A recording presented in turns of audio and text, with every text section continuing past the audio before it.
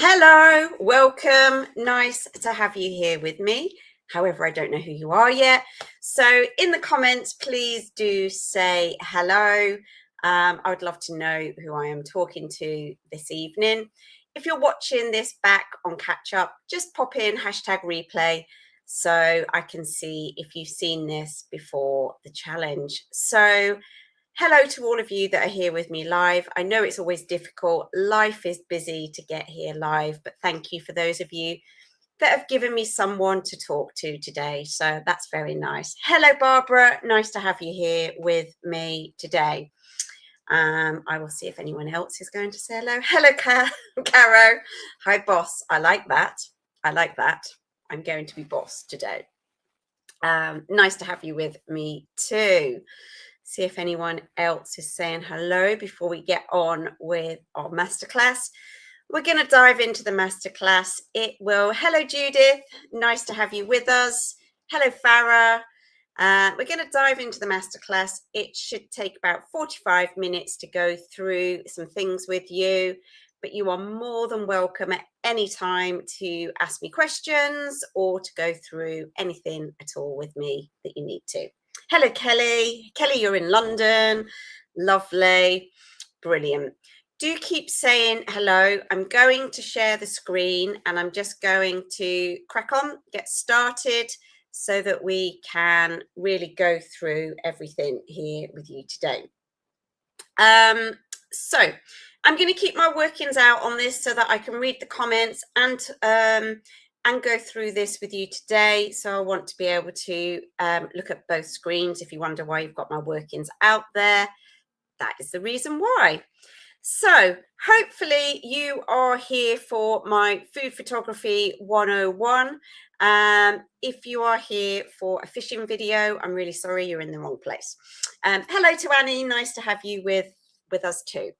So I'm going to zoom through some pointers with you today before we start the 5-day challenge, because next week we hit the ground running.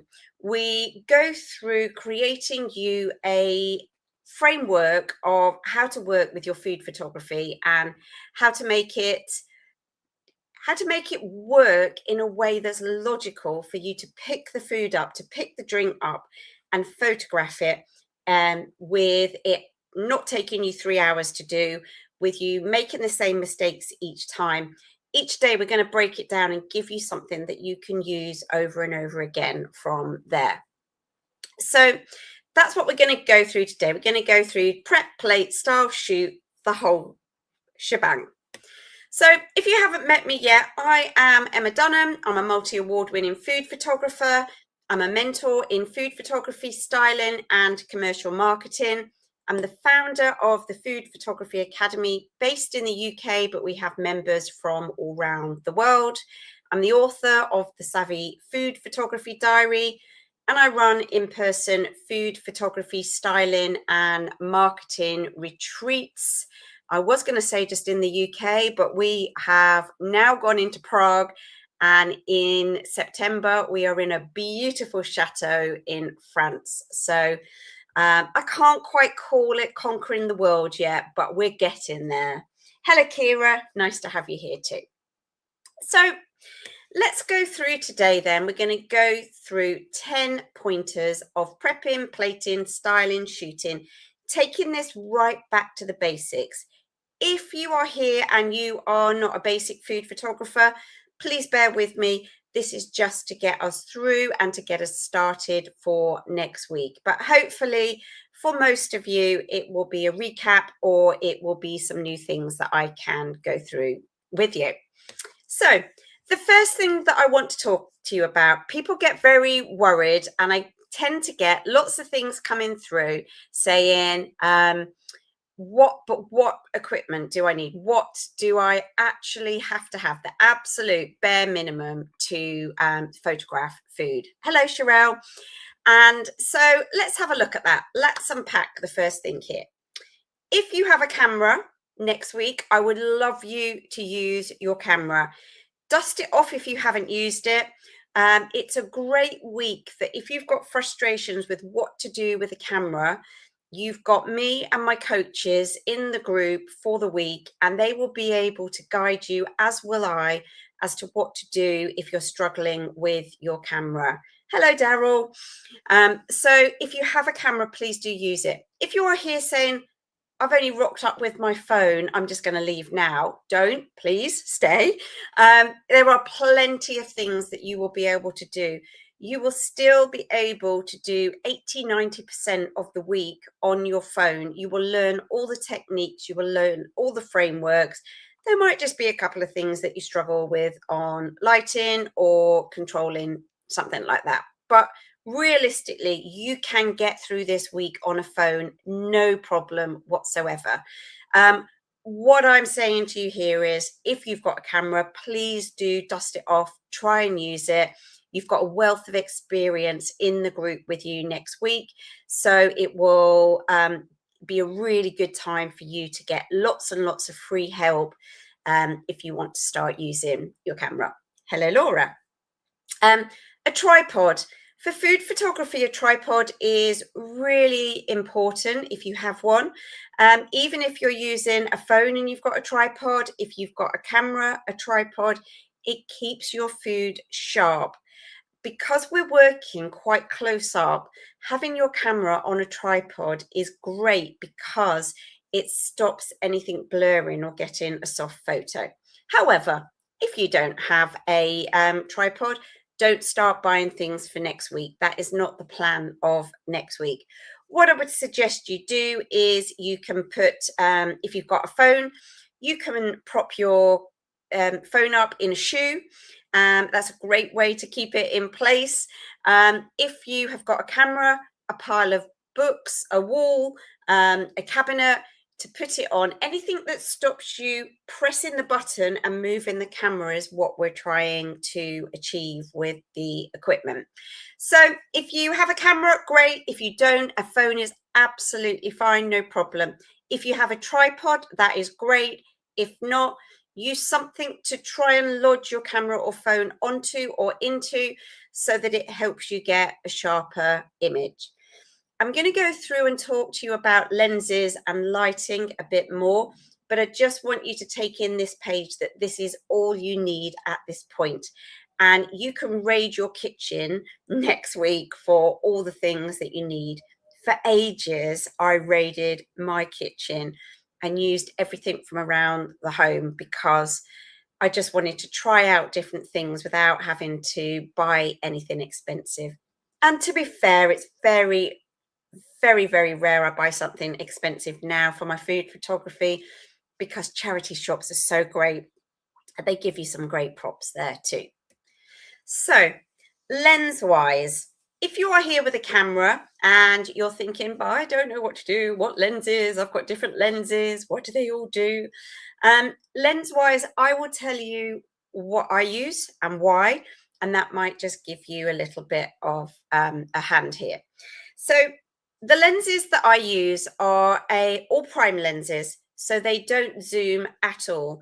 They, if I need to get closer, I have to move in. If I want to be further away, I have to move further away. The reason I use prime lenses is for the same reason as the tripod. There is less movement in the lens, therefore less blurring, and I get a sharper shot with the prime lenses. Plus, I can control a lot more of that beautiful blurred background and everything that happens in the shot in that depth of field. So this is why I use prime lenses. If you're here and you've only got zoom lenses, don't worry.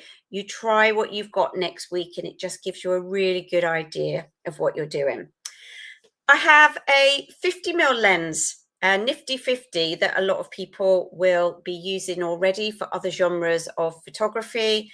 I had the 50mm lens when I photographed portraits. I photographed portraits for 15 years before I became a food photographer.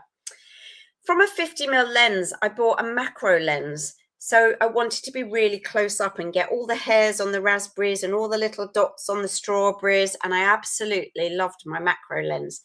And for quite some time, I only worked with a 50mm lens and a macro lens. However, when I got another job, I always pay for something else with the food photography as I was growing. I bought an 85mm lens, and that is somewhere between the 50 and the macro lens. I'm Nikon, so my macro lens is a 105mm. I bought the 85mm lens. The 85mm lens is on my camera the most now. Ironically, it was the last one I bought out of the 3 that work for me. So they're the lenses I use. I have one other lens that I bought recently. It's a 35mm lens, and that is because I bought a tripod that was closer to the ground, and I needed the 35mm lens to give me more range so that I could get more into the image. But that's the only time I use the 35mm lens. The other 3 are the lenses I use. And this just shows you what those 3 lenses do. Hi, Anna from Portugal. You're back. Nice to have you here. The 50mm lens will take in the whole table. The 85mm lens will shut that down a little bit further. And the 105mm lens is really concentrating on what we have in the middle of as our hero. So my focal distance hasn't moved. My tripod is in the same place to take all 3 photos. So if you're just thinking, I don't know what the numbers mean, and I'm not really sure where I'm supposed to be standing or what I'm doing with these lenses, this just gives you an idea of those 3 lenses on my camera and how that works. So the camera itself, we've covered that. I work off Nikon, so I can give you a range of things that happen with cameras, but I am Nikon led. My coaches in the group are Canon, so you will get a good range between Nikon and Canon, sorry, but we can help with camera settings.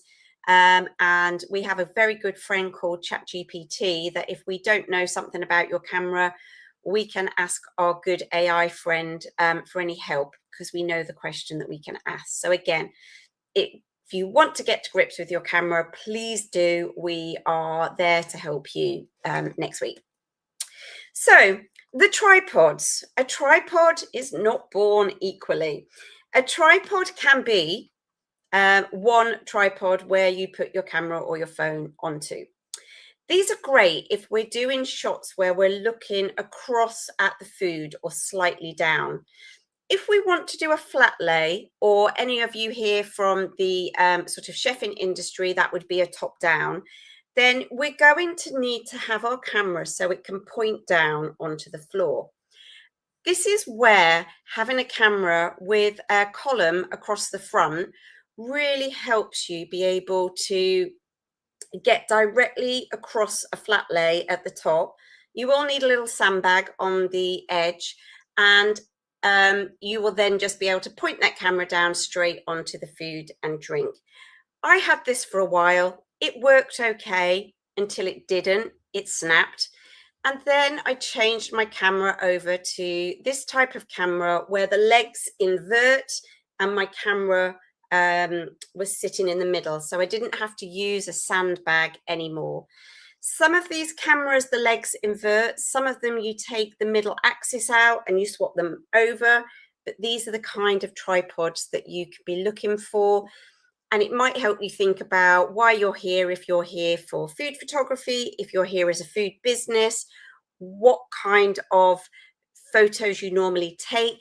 This will give you a good idea in the future if you've got the right kind of tripod or the kind of thing that you may want to buy. Lastly, in the equipment, we have 2 light sources in food: a beautiful window light or an artificial light with a softbox, and that is it. We don't have to look at anything fancy. Next week, if you have no artificial light, you will be working with natural light. If you have artificial light, you can decide if you're going to swap it up or down and have and use a little bit of both. For me, in the videos I show you next week of how to photograph food and drink, I will be showing you on both setups. This is my studio setup on natural light. This is my studio setup on artificial light. You are going to see them both. I will be sharing the screen. I will be taking the photo live with you on the video next week. So you will see the difference between the two light sources, but I'm going to delve into that a little bit more because lighting is absolute king. That's going to be a whole subject on its own. I will come back to it. Focus points. I just want to talk to you about focus points. In food photography, focus points are really, really important. When I was a portrait photographer, I could pretty much get away with not having to change my focus points that much. And what I mean by focus points is if you're using a camera, you will see the little dots on the back of the screen, and it will show you how many different points you have as to where you're going to focus on the food. And again, photographing faces was easy. I aimed my camera at it, it found the face, happy days. Not so easy with food. We have to look at where we're focusing, of what story it is that we're going to tell. So in these three images here, the focus point on this one is the jam, which makes the mass of bread look really odd. Of why is this bread here when all I'm looking at is this jam in the background? So we realize that the focus point isn't in the right place. And our eyes start to dart around because they know it's not the right place. And they start to go, hold on a minute, what's happening here? I don't think I'm supposed to be looking here. I don't think I'm in the right place. And this turmoil goes on in our brain. So now if we look at the focus points on the bread, we can see now, harmony is restored. Our focus points are on that bread. We've got the jam, we've got the napkin around it, but realistically, our eyes are going to the bread, the right place for this story. On the last one here, the focus is on the cloth.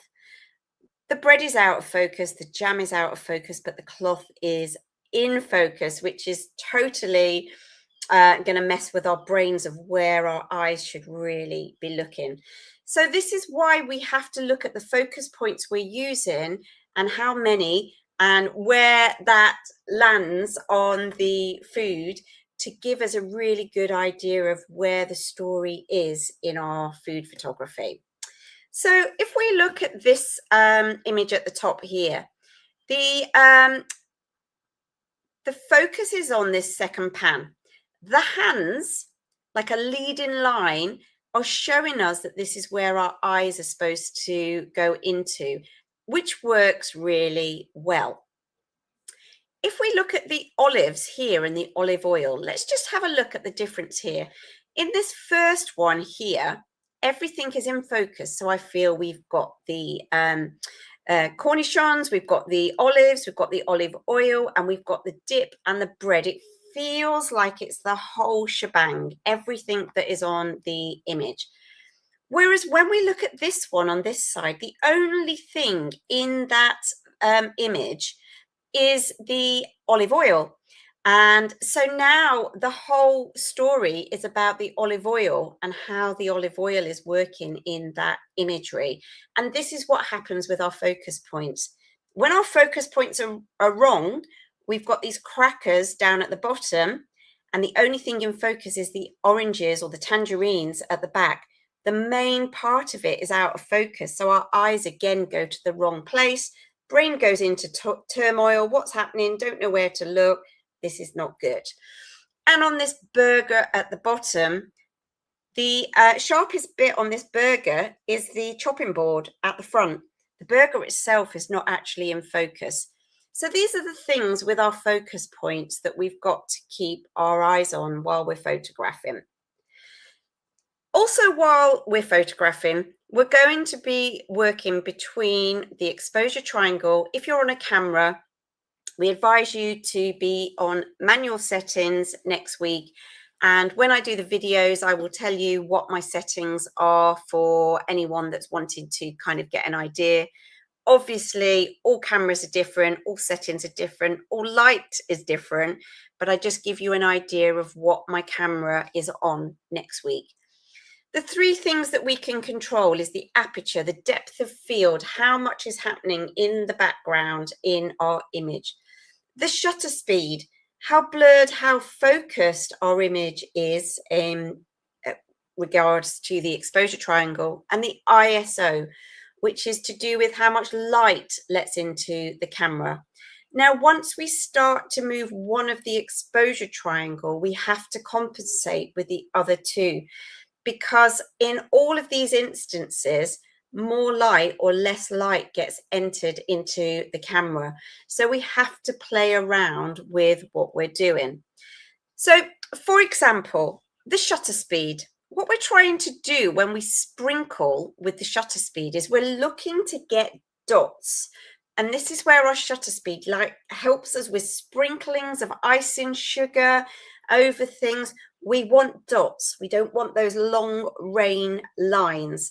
And this is down to what we're doing with our shutter speed. We will talk about this in more depth next week. The aperture is how much is in focus in the background. Here we've got a beautiful trail off of all of this food in the background, but we've got the focus on the main row here. If we're working with a flat lay, there is no depth of field. Everything is exactly the same. So we don't have to worry so much about the aperture in terms of that when we're looking at a flat lay here. And then lastly, the ISO is how much light comes into the camera. And if any of you are as old as me, you will remember camera films being 100, 200 and 400. Your ISO is the equivalent to those camera films. And I've put this image in here just to highlight that this image was taken years ago. And the ISO at 100 shows the image really clear. The ISO at 3200 has got all this grain, which can happen if we push our ISO too far on our camera. The reason I've put this in here is people are really, really scared of pushing their ISO. Now, on my camera 2 cameras ago, if I'd have pushed my camera to ISO 3200, it would have looked like this. On my latest Nikon Z8, if I pushed my ISO to 3200, you would not see any difference in the ISO 100 to ISO 3200 because the camera is so much better. I could probably get to about, on mine, I've pushed it to see, I can get to about 8,000 before it starts to show. So if you're here going, oh my goodness, I don't want to change the ISO, I can't do that. If you have got a up-to-date camera, you will be able to push it. But the key thing is for you to do that experimental work on your ISO of when enough is enough on your camera. Hello, Dee Dee. So just to gives you an idea of what we do with the exposure triangle and how that works.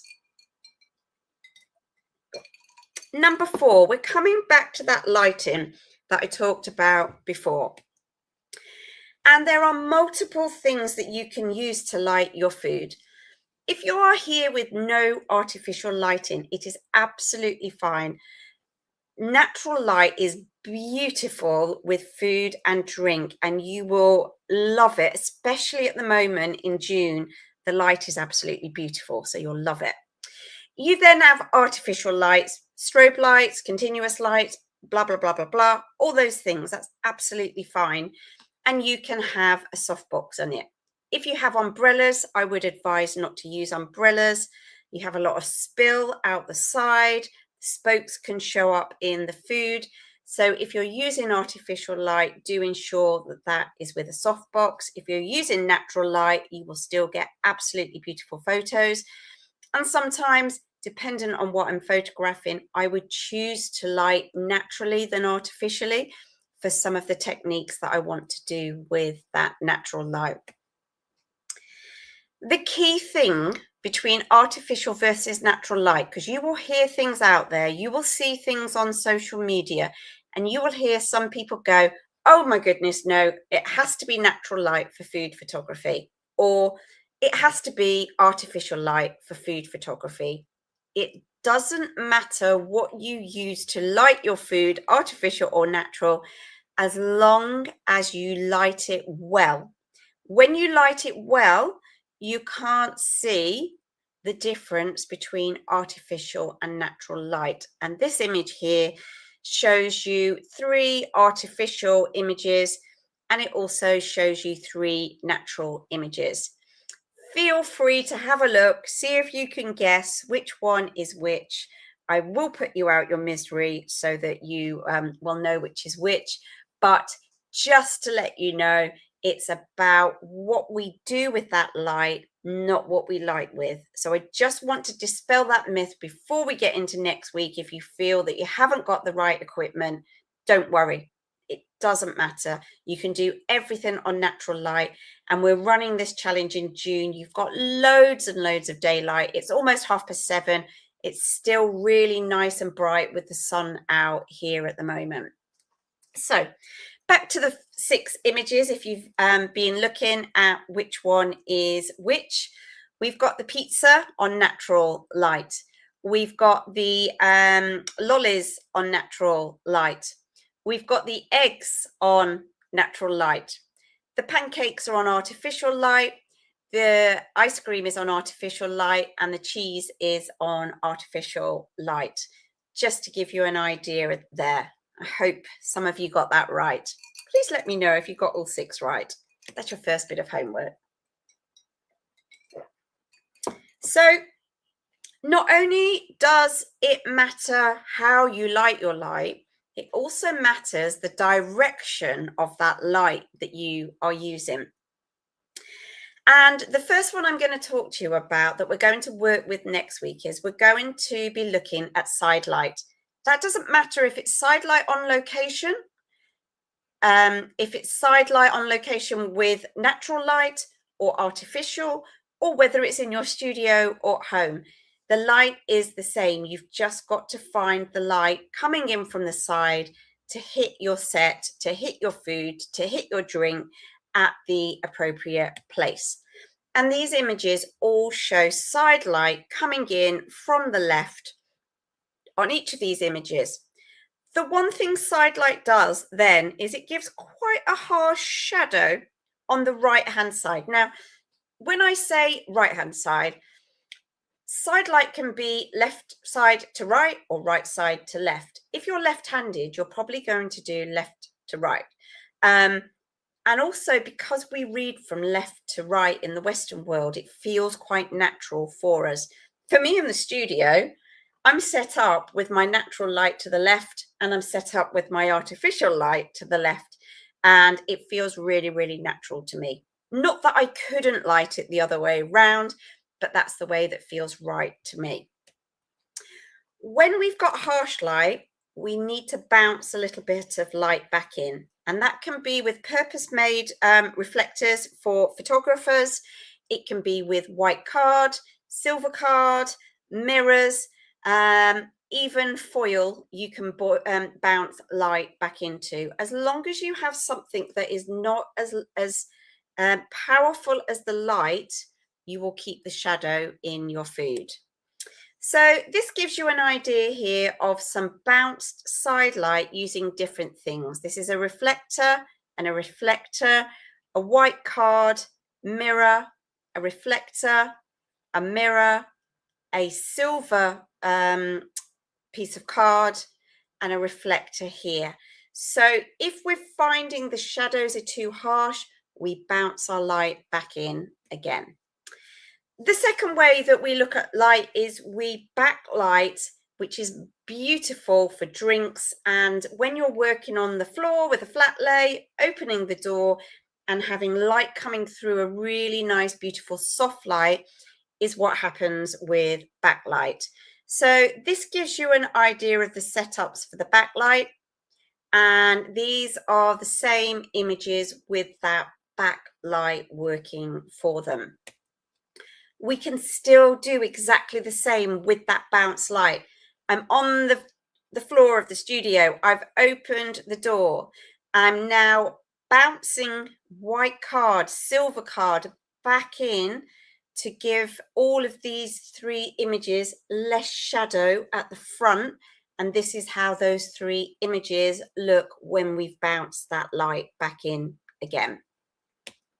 So that's our lighting. We're almost halfway. I need to talk a bit quicker. Here we go.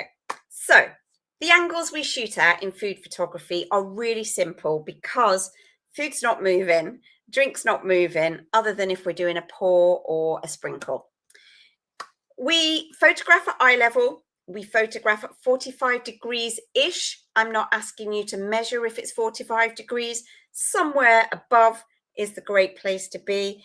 And we photograph flat lay or top down as well. They are our three ways that we photograph food. Eye level food, you're going to choose an eye level shot when you want to see detail that's in it.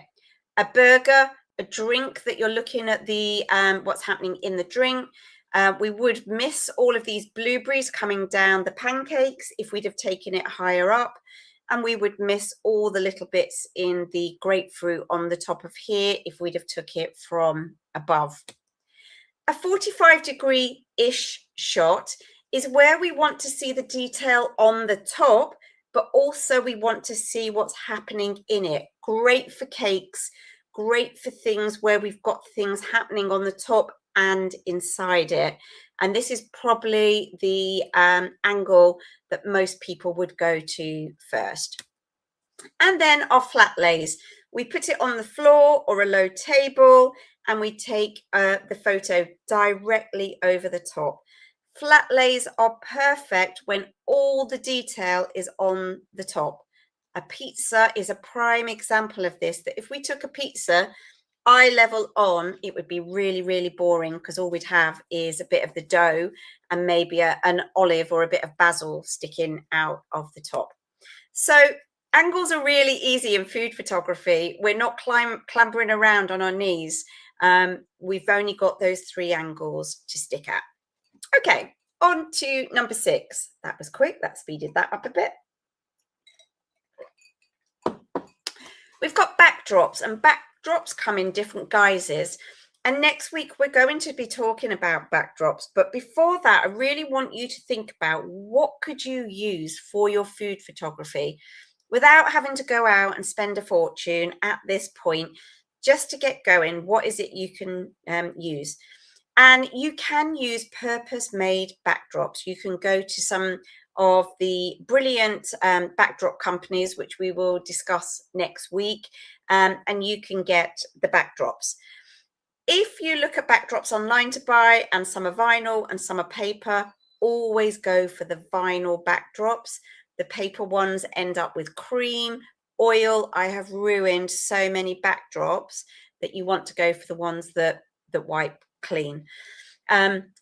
Obviously, if you are buying the printed backdrops, you can choose exactly what it is that you want to do. The only thing I would say is if you start to enter competitions and you do things, having something that's different as a backdrop is really good for you, because I critique a lot of photos every month and I can start to name some of the backdrops that are in there. So if you're using a different backdrop and you want to stand out against other people, having a backdrop that might be one of your floors or something at home will always make your image look a little bit different than a purpose made backdrop that other people have. You can use wood. You might have wooden floors. You might have a wooden table. You might go to B&Q and buy a bit of wood. You might have an old pallet. I've got a railway sleeper that I photograph on. Anything that's a bit different, you can do this. You might have parquet flooring, something that makes your food look a little bit different than other people's. You might have tiles. You might have shiny acrylics. You might have a really nice vinyl that's on the floor. You might just go and buy a few purpose-made tiles that you can put together to make a pattern. On here, this will show you a few of my backdrops. So on here, this backdrop is desiccated coconut. On here, this is a piece of card from the art shop that I just put some twinkly lights behind. This one here is 2 pieces of wood that I rescued from a wood reclamation place and painted it white, and then used it in my images didn't treat it, wanted it to be quite shabby chic. This here was a palette that came with something on it, and I just masking taped it back together on the back so it looked like an actual table. This one here has a vinyl backdrop, but it's got a huge piece of lace over the top. And then here we've got an old iron table outside. So think about what you've got. Try and be different all the time. Push yourself to think about things that you've got that someone else might not have, or that you can make your food and drink look a little bit different. Composition number 7. If we can't see the hero in your food, something is wrong. If you are here as a food brand and our eyes don't go directly to your food, it's going to cost you money. If you are here as a food photographer and someone's looking at your portfolio and can't actually see what the hero is in each shot, people are not necessarily going to jump out and go, wow, that is exactly what I need, because they're confused. And back to like the focus points, our brains know something isn't right and they go into a little bit of turmoil, but they don't actually know what it is that's not right. The hero needs to be BBBC. It needs to be bigger than everything else. It needs to be brighter than everything else. It needs to be bolder than everything else, or it needs to be clearer than everything else. And if it is all of those, the eyes will go exactly to the hero. And this will be a big part of next week, because this is a really important part of how we make your food look the hero, and how we do things with our camera, with our lighting, with our composition, with our styling, to ensure that the hero is always the main star under that spotlight, and the supporting cast aren't etching into that. Rule of odds. With food and drink, it's always aesthetically pleasing for the eye to photograph in odd numbers. I normally photograph in 3s and 5s. Sometimes 3 and 5 doesn't work. I will always start at 3 and move up. If I'm not happy with 5, I may go to 7. After 7, it doesn't matter. It can be really random. So 3, 5, 7 are your lucky numbers with rule of odds, and even 1. 1 is good. 1 is always good. So think about your set of not putting 2 in. The time that you can break this kind of thing with rule of odds is, say you were doing a Valentine's drink and you wanted to put 2 drinks in. 3 drinks would look odd. 3 drinks would look like they're having a threesome. You know, no one puts 3 drinks into a Valentine's thing. It's supposed to be for couples, or whichever way you decide to take that. I'm going to backtrack now, because this could get me into a lot of trouble, but there are some things where 2 is good, but most of the time, rule of odds, shooting in odd numbers is aesthetically pleasing for the brain. And moving on. Rule of thirds versus central. Does your food need to be in the middle of your image, or does it need to be offset to the side? And there may be different reasons why. And let me take a couple of the images here. This beautiful strawberry tart at the bottom would look really odd if we cut half of it off. It would just look like we'd cut half of it off. So it needed to sit beautifully central in this image. Whereas, let's look at this tagliatelle at the other side. The tagliatelle was on a really, really big plate. A pottery company had sent me loads of freebies, and I said I'd use them. I said I'd photograph them. And this plate came out and it was massive. And I was like, oh no, that's not going to be great. So what I did is I used a section of the plate. I moved all the tagliatelle forward and shot it offset so that the rest of the huge plate was not in the image. So I knew that this had to be rule of thirds. It had to be offset and not centralized. So some things you're going to look at next week, and you're going to look at it and really decide where is the placement of my hero to make it look bigger, brighter, bolder, clearer than everything else? Where is it going to be placed on my backdrop? Number 8, styling. Let's have a look at a few things here. So next week, when you are putting your images together, just to give you a top tip on the plates. Plates are great if they are a side plate. Very much like I was saying about a big plate earlier, it's much easier to fit a side plate into your food photography.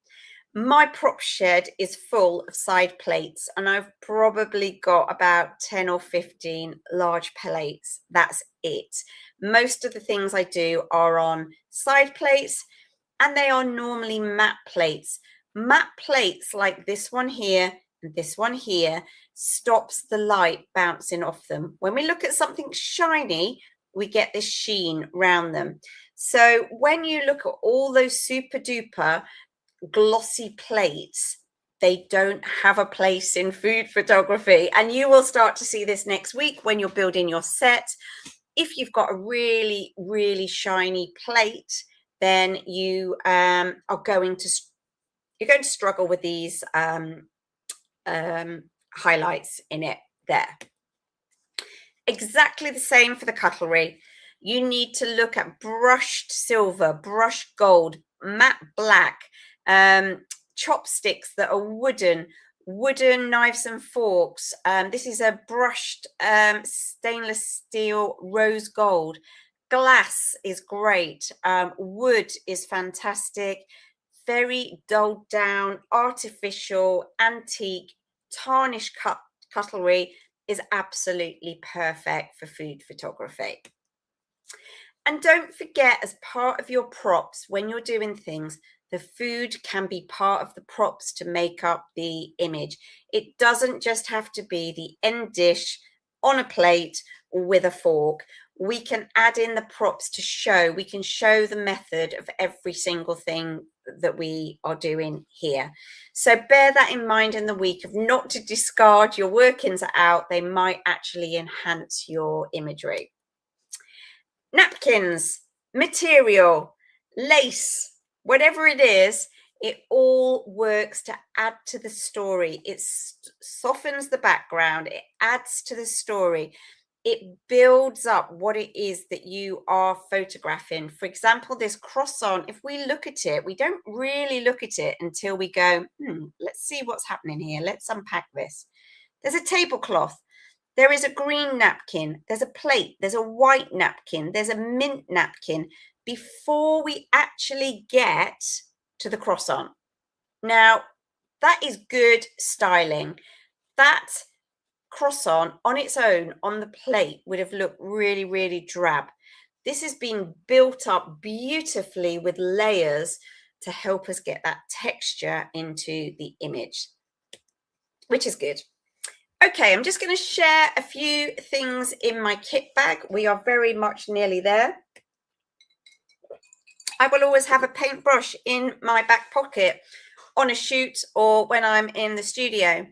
Our hands are grubby. Our hands have oil. And if we start to move things away with our fingers, we can leave marks on glass, on tabletops, everywhere we go. For glass, you can use gloves, but having a set of really cheap paintbrushes is brilliant in your kit bag. Pins. Pins are brilliant. This Pandoro that I put together did not sit there effortlessly. Those raspberries and blueberries and strawberries have all been pinned into place to perfection. Until we think about all of this, we don't really think about how the food stays. We just think effortless, effortless. It isn't effortless. There are things that we can do with our styling, and pins are fantastic to keep things in place like this. Sometimes we can't use pins. Sometimes when we use pins, they break like macarons. So if you need to stack something up, we can get some glue dots and we can put glue dots in place to stack things up. These work really well, and they are considerably stronger than a lot of things that you can do with them. They will do you proud, the glue dots. And especially if you don't want to stick something in and you're giving them to someone afterwards, you can just peel a glue dot off. That won't matter. The kids won't notice. Cotton wool buds are top for me. When you've got soups and things that slop, you need to be able to run a cotton wool bud around the edge, or else all the time in post-production you are trying to get rid of the slop. Food photography is aspirational. We're trying to make it look perfect and effortless. It isn't, but we're trying to make it that. And here are just a few other things that are in my kit bag. There's always scissors, there's always a sharp knife. I've got a blowtorch, I've got sprays, cocktail sticks are a biggie, tweezers, wet wipes, it gets messy, glass spray, a glass cloth, water spray. So many things are in my kit bag, and I'm sure a lot of them are going to come out next week when you ask me how to do things next week. And lastly, let's look at building the whole set. We're going to get to the point where we build the whole set next week, and we've got to think about the fact that we could have multiple things in our set, but the key thing we have to do is concentrate on that hero and ensure whether we've got 5, 10, 15, 20, 30 things in our set that our eyes are still going to the hero, which is a skill. So that's where we're going to end up next Friday. The whole set is going to be built for you and you're all going to be very happy. I hope. Stick with me till next Friday. And that is it. So if you are not connected to me, do connect with me. I am running lives. I am giving out extra free information on my socials. If you are here and you just stumbled across it, please do scan the QR code and come to the challenge next week. Hopefully most of you are in there already. And that is everything. So I'm just going to put it back over to you guys now and ask you if you've got any questions, anything that you want to know about that whistle-stop tour of 10 things to do for your food photography. I think we all need to go and have a lie down and a bit of cake after all that. But anything you're not sure of, anything that I rattled through and you just thought, hold on a minute, anything at all, please let me know while I have a little drink. I'm not on the alcohol yet. You've not driven me to it yet. It's only Wednesday. Give it till our closing party next Friday and who knows, the wheels will fall off by then. Now I do appreciate I've got a little bit of a lag, so I will just carry on chatting for a minute. Some people type slowly and also there's a lag. So I'll just say that I am back tomorrow night at 7 o'clock, same time, for 10 quick business wins that cost you no money. I'm going to give you 10 marketing tips that you can just go away and implement. You do not need to spend any money. If you do, it will probably be less than a £5. So do join me tomorrow night at 7 o'clock. It will be lovely to have you here as well. Judith, you've got lots to think about. Yeah, but next, this week is kind of a preemptor of everything. Next week, we slow it down and we work on certain parts of it and build it up with intention. So what we've done in 45 minutes, we'll be doing over the week. We'll have a task each day. In the evening, I'll be there live to go through your images, to go through your questions. In the day, you've got my coaches in the group. They will help you if you're struggling in the group. So there's lots of exciting stuff happening. We're looking forward to the challenge next week. Brilliant. Well, it looks like there are no questions. So, other than excitement, so I'm happy about excitement. Hopefully, I'll see some of you tomorrow night at 7 o'clock for the marketing side of things. And then the next time I'm live is on Sunday at 7:30. Everything goes to 7:30 p.m. UK time, where I do the welcome meeting. But the group opens Friday, and we can start chatting in the Facebook group from Friday. I'll be back Sunday at 7:30 p.m. and then every night next week at 7:30, I will be live every night. There we go. Kelly, great information. I'm excited to get started. Me too, me too. Judith, it's all good. I can start preparing some kit before we get going next week. Wow. Brownie points for Judith. You're so excited. You love doing them, Sherelle. Brilliant. If I'm not able to join a live in the evenings, will there be another way to view my work? You can catch up on any of the lives at any time. There, each evening, it is a selection of photos. I can't guarantee if we're going to have 150 images or if we're going to have 20 images. So I always say each evening it is a selection of photos. So please, come to the welcome meeting. I'll chat to you about it a little bit more. But you can always watch the lives back. It doesn't necessarily guarantee that everyone's photos will be shown each night, but I will do the best that I can do. It just depends how many people enter each day. I'll tell you more about that on Sunday. All right, I'm going to leave you to it. I might see you tomorrow, if not Sunday or next week at some point. I'm really looking forward to it. Take care and have a great night. Thanks. Bye.